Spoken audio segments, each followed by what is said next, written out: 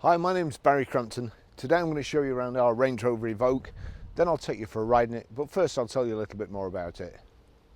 It's a 2-litre TD4 SE Tech. Automatic, it's 4-wheel drive, 2016 on a 16 plate, has done 64,600 miles exactly at the moment, but will have done more when I've finished driving it. Fuel economy, urban 39.2 miles per gallon. Extra urban 53.3 miles per gallon, and combined is 55.39 miles per gallon. Very accurate figure there. 0 to 60 8 seconds, top speed of 121 miles per hour, out of 178 brake horsepower, 4-cylinder 16 valve engine. Road tax 6 months is £82.50 and 12 months is £150. So real stealthy looking vehicle here. We've got the gloss black grille, xenon headlamps, high pressure headlamp wash, the front parking sensors in the lower part of the front grille there, front fogs and LED running lights, multi-spoke alloys. You've got the plastic wheel arch protectors there as well. And the thing I like about this car is it's a real nice design, but nothing kind of is in your face. You've got the vents here, nice and black and all very, very discreet, but you can still notice them, not like, you know, in a bright colour. It's there and kind of imperceptible, but still looks great. Power folding door mirrors. We've got the gloss black trim around the windows, the lower sill protection, and again it's got the gloss black insert to match the bodywork. Rear privacy glass, the integrated rear tailgate spoiler, also with the kind of dead heat and a shark race GPS positioner and radio aerial. Oops. Electric boot release, split folding rear seats, 60/40, and then you've got this load cover here. It's got more loading space underneath this hard cover here, but plenty of room for luggage, a power socket over there as well. Reversing sensors in the back there.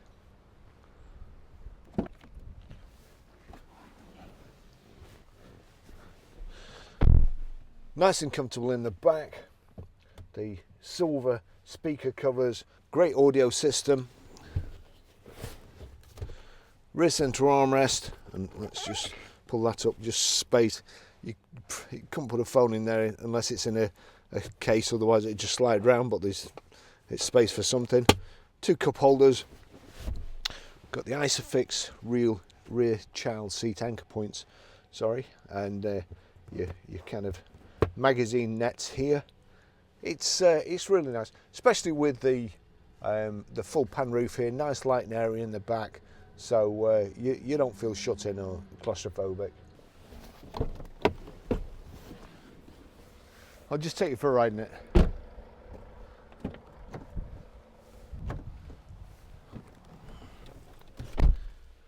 We have the 2 Range Rover keys here. Well, there's one here, there's another one back at the garage, and it's keyless start. You just need the key on your foot on the brake, and then the car will start.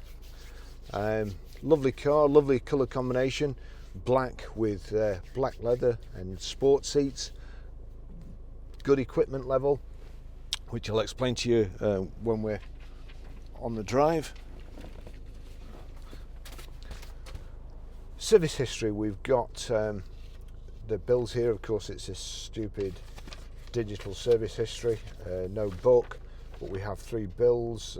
First service was at 18,716 miles on the 29th of the 9th 2017 at Hatfield Land Rover. Then another service at Hatfield Land Rover on 40,635 miles on the 10th of the 5th 2019, and then Montador Motor Engineers Limited, that was the 20th of the 8th 2020, and the mileage was oh gosh, if I can find it, mileage 60,778. So it's done 64,607 miles now.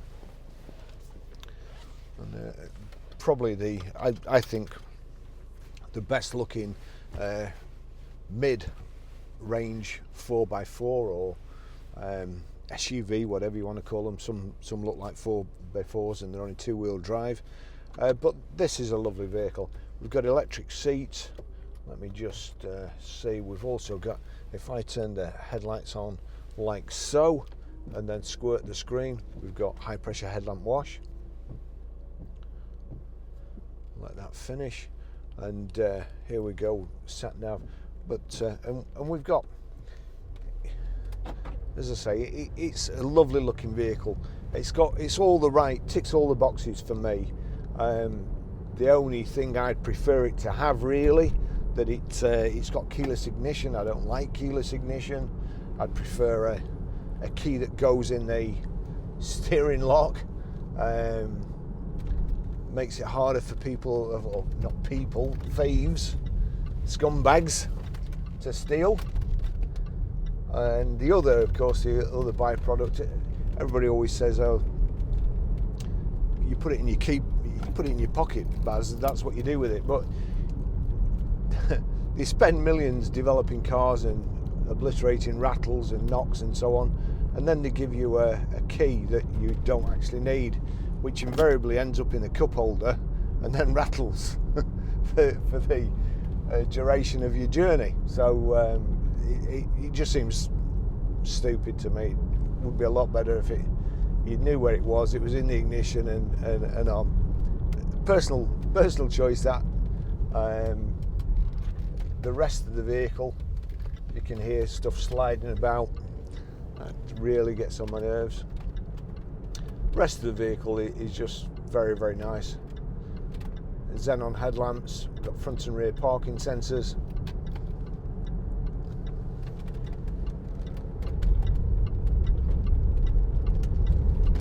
We've got, here we go. To be honest, I didn't put my foot on the accelerator that hard then, and we shot off like a scolded cat, and that was in drive.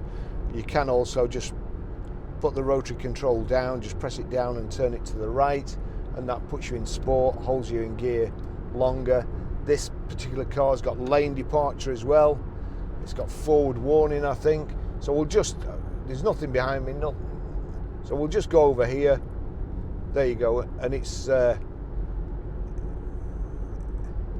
got the people behind me wondering what I'm doing, but they're way behind. Feel a kind of a vibration through the steering wheel, and let's just see again. Yeah, it's vibrating through the steering wheel, so that just supposedly wakes you up and tells you to get back in your own lane.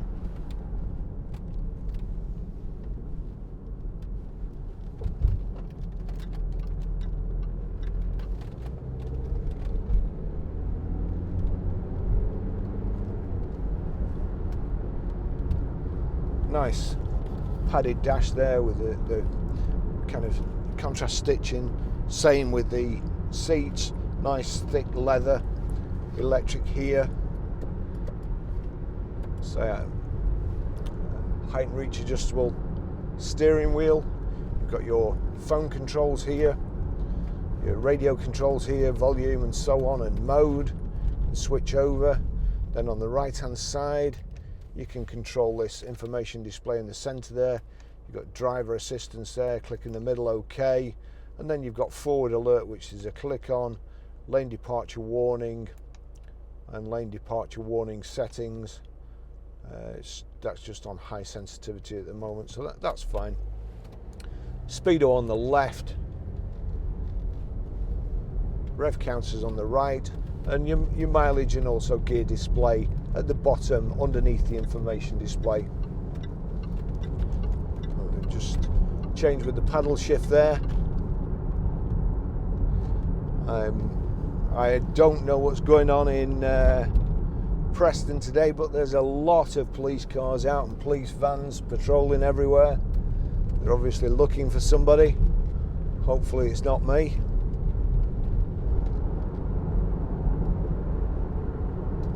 Nice drive, nice driving position, seating position, front central armrest, and in there you've got another power socket, you've got an aux in, and also a USB, and that looks like there's also an iPod connector, which is going back a bit now. Of course, they change the connections every year, so you've got to buy new leads and a new charger.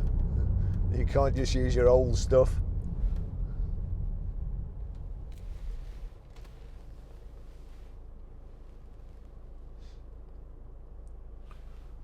This car is just as it's coming. It's not been cleaned. It's not even being washed.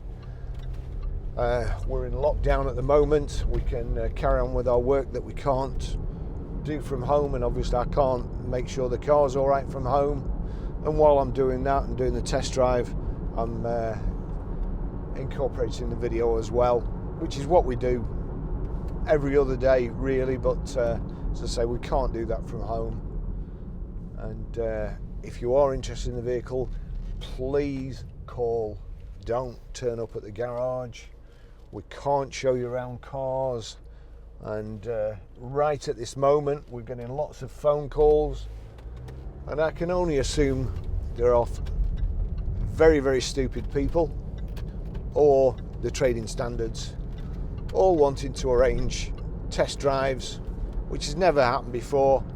Virtually not like this anyway, as long as I've been in the motor trade. And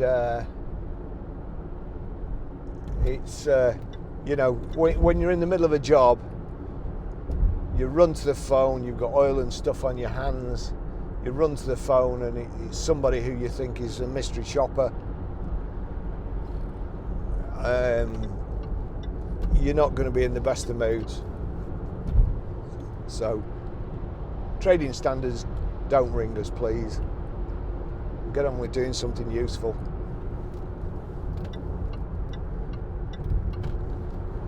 So we've got cruise control here, everything in the Land Rover, nice and easy to use, one touch cruise control. We're at 67 at the moment. We're just sat behind this chap, and there's somebody just off my right shoulder here. In order to get up to 70 miles an hour, I can just click like so. There you go, more police.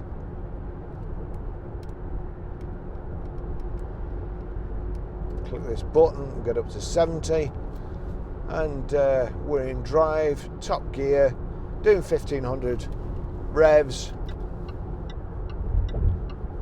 I indicated that time, so the lane departure warning didn't light red and shake. Got Bluetooth hands-free, Bluetooth audio streaming. We've also got, oh, it did work, some of them don't work at high speed. It's power folding door mirrors, your electric window switches here, and your global locking there as well.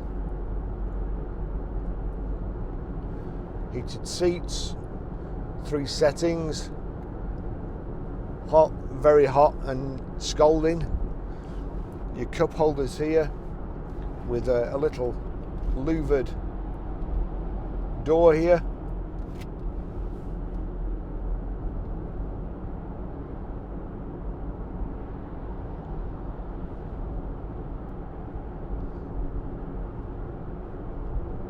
Nice car, drives lovely. Very positive steering, as you'd expect from a 4-wheel drive. I'll show you how to set the Sat Nav, how to delete a mobile, how to pair a mobile, and how to stream audio. In fact, I'll just turn that down, and then if we go hit the music symbol there, you'll see their audio's off. But if I turn it up, turn it down,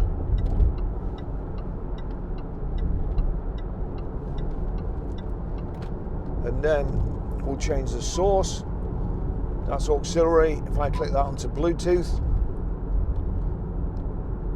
there you go, that's playing, well, sorry, my phone's there, that's playing Michael Connolly's latest Lincoln Lawyer book, which is very good and I can highly recommend. In fact, I'm going to switch that off again so I don't lose my place. But that's playing Bluetooth hands-free. It'll also play Amazon Music, Apple Music, Spotify, you name it, and even audio off a YouTube video. Whatever you've got on your mobile playing, so long as this is on Bluetooth, then you will hear the soundtrack from it.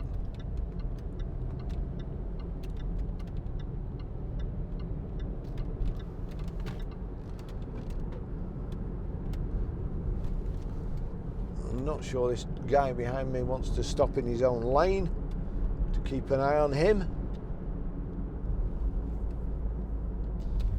And also I'm going to have to turn this seat down. It's absolutely nuclear. It's lovely, lovely vehicle.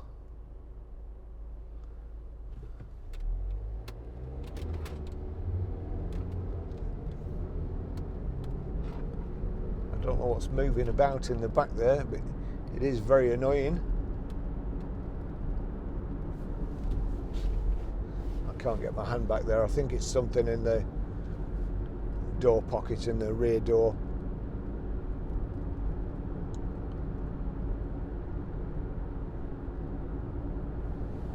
Just indicates so this chap knows. 50 miles an hour.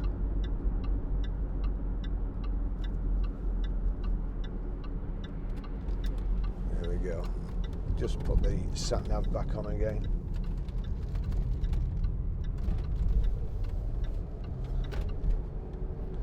It's strange really. Sean Connery died this week. The best James Bond, I suppose, or in most people's eyes, the one I remember. And certainly the one I remember when I went to the cinema to see Goldfinger, and he was in his Aston Martin and flipped the little panel up in the centre, and there is like a tracking device, a Sat Nav. Never did I think as a kid of about, what would it be, 6 or something.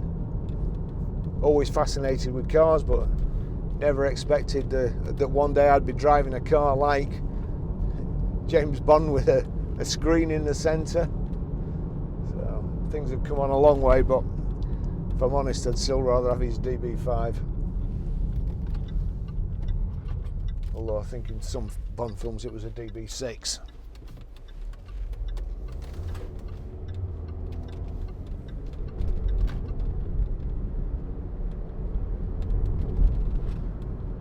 Nice high driving position. See over the hedges, see everything coming. And also, this tends to soak the bumps up. You've got your terrain response here.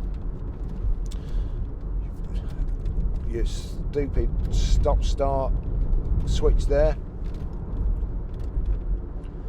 And your ABS, heated seats, your climate control.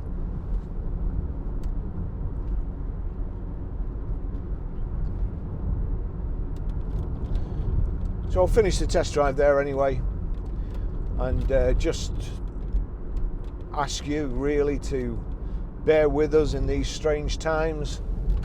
We can't do test drives. There's no point turning up at the garage demanding a test drive, because you ain't going to get one. We will try and work with you if you want to buy the vehicle. There are ways. There's click and collect. And there's ways of doing it properly, but also if you could bear in mind that every time somebody's been in one of our vehicles, we have to sanitize it again with our valeter's time and the stuff he uses. It's probably costs us 30 to 40 quid to have it re-sanitized. And you don't have an automatic right to come to the garage, go out in any car you want, put our no claims bonus at risk. You know, it's up to us whether we let you go out in it or not. And although we do want to sell cars, we don't want to be responsible for harming anybody's health, passing any virus on, and doing anything that will be rewarded with a massive fine. So please bear that in mind. Give us a call. Let's see what we can sort out. Thanks for watching.